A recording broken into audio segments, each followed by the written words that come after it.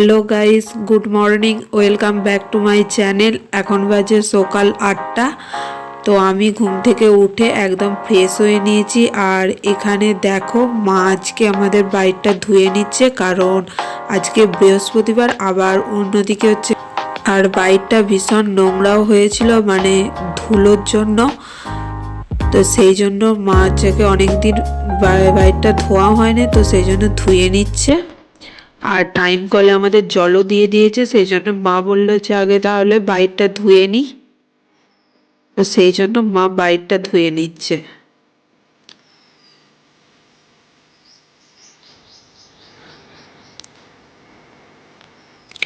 আর আমাদের এখানে কয়েক বস্তা ধান ছিল, তো সেগুলোও চলে গেছে, সেই জন্য আরো ভালো করে মা বাইরটা ধুয়ে নিচ্ছে। আর আজকে যেহেতু বৃহস্পতিবার, সেই জন্য মা মন্দির ধুয়ে ঠাকুরের বাসন আরে সবকিছু ধুয়ে রেখেছে, কারণ আমাদের আজকে বৃহস্পতিবার লক্ষ্মী পুয়ারের পুজো হবে।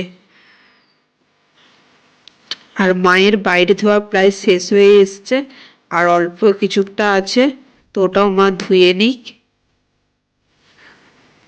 তো মায়ের বাইরে ধোয়া কমপ্লিট হয়ে গেছে। এরপর ভাই হচ্ছে কালকে 1 বস্তা মুড়ি এনেছিল। আর আমাদের বাড়িতে মুড়ি ভাজা হয় না, অনেকের বাড়িতে হয় কিন্তু আমাদের বাড়িতে হয় না। তো সেই জন্য ভাই 1 বস্তা মুড়ি এনেছিল, আর সেগুলো মা চেলে মানে টিনে ভরে রাখছে। আর ও দোকান থেকে কেনা মানে অবশ্যই তারা চেলে দেয়, কিন্তু তাহলেও তো একটু আধটু তো মানে চোয়া মুড়ি আরে থাকে। তো সেই জন্য মা একটু ভালো করে চেলে নিয়ে তারপরে সেগুলো এই টিনের মধ্যে ঢুকিয়ে রাখছে।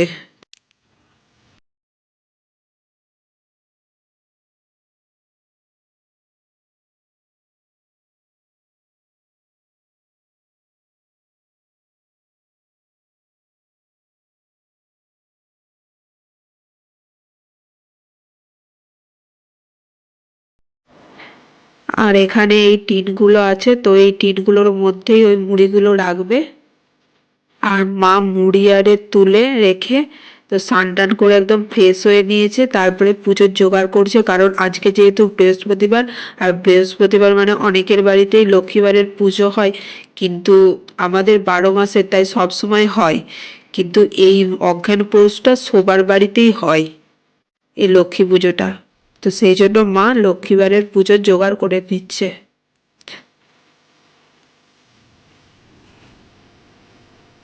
আর আমি একটু ফাঁকের দিকে যাচ্ছিলাম, তো হঠাৎ করে ফাঁকের দিকে যেয়ে দেখি যে একটা ফেরিওয়ালা এসেছে। তো সেখানে বাসন কোসন আছে, আর দাদা বৌদি আরে সব দাঁড়িয়েছিল, কি সব দেখছিল বাসন আরে। তো সেখানে মাও দাঁড়িয়েছিল। আর এখানে আমার ফুল গাছটা দেখো, এত ফুল হয়েছে যে একদম নুয়ে গিয়েছিল, সেই জন্য ভাবি আবার টেনে বেঁধে দিয়েছে। তা না হলে ফুল গাছটা নুয়ে গেলে তো একদম ভেঙে যেতে পারে না ডালটা, সেই জন্য একটু টেনে বেঁধে দিয়েছে। আর দেখো, বাড়ির পেছনে যে ফুল গাছটা ছিল, গোলাপ গাছটা, সেখানে আমি একটা কুঁড়ি দেখেছিলাম। তো ওইখানটাতে ফুলটা ফুটেছে, আর দেখো ফুলটা খুব সুন্দর লাগছে দেখতে। তারপর আমি বাড়িতে এসে দেখছি যে ভাইকে মা গ্যাস সিলিন্ডারটা বেঁধে দিচ্ছে সাইকেলে, কারণ আমাদের দুটো সিলিন্ডার, তো একটা সিলিন্ডার শেষ হয়ে গিয়েছে আর একটা সিলিন্ডার ভর্তি আছে, তো সেটাই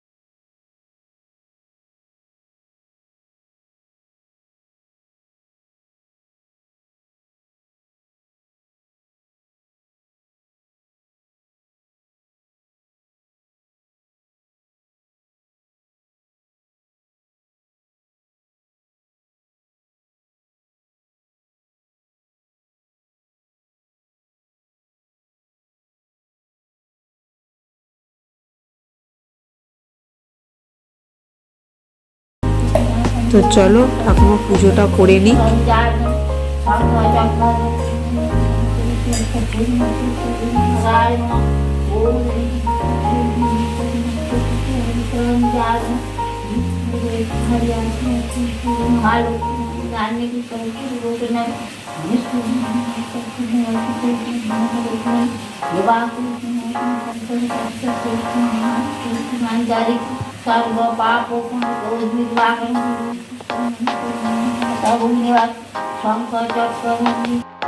মা রান্না কমপ্লিট করে খাওয়া দাওয়া করে একটু ব্যাংকে যাবে বলে রেডি হয়ে নিচ্ছে, কারণ ব্যাংকে কিছু কাজ আছে তাই।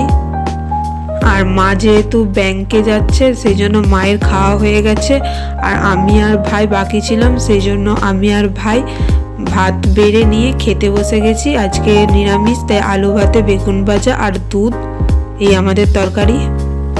আর আমি খাওয়া দাওয়া কমপ্লিট করার পর হঠাৎ করে দেখছি যে দুপুরের দিকে প্রচণ্ড হাওয়া দিচ্ছে।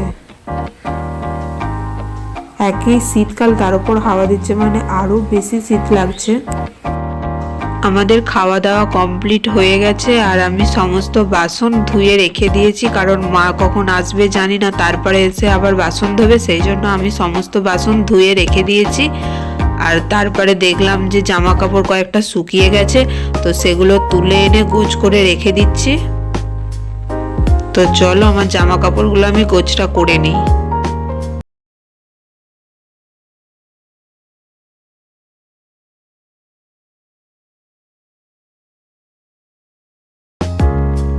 তো আমি জামা কাপড় গুছিয়ে কিছুক্ষণ রেস্ট নিয়েছিলাম, আর এখন দেখো সন্ধে হয়ে গেছে, মা বাড়িতে এসে সন্ধে দিচ্ছে, আর আমি চা করব বলে সমস্ত কাপ নিয়ে নিয়েছি। তো এখন রান্না দুয়ারে যাব, চলো। আর হচ্ছে কি দুপুরে যে দুধটা ছিল, তো সেখান থেকে আমি কিছুটা দুধ তুলে রেখেছিলাম, এখন চা করব তাই। আর তারপরে ভাই বলল যে চা করার আগে আমাকে একটু চাউমিন করে দে, তো আমি সেই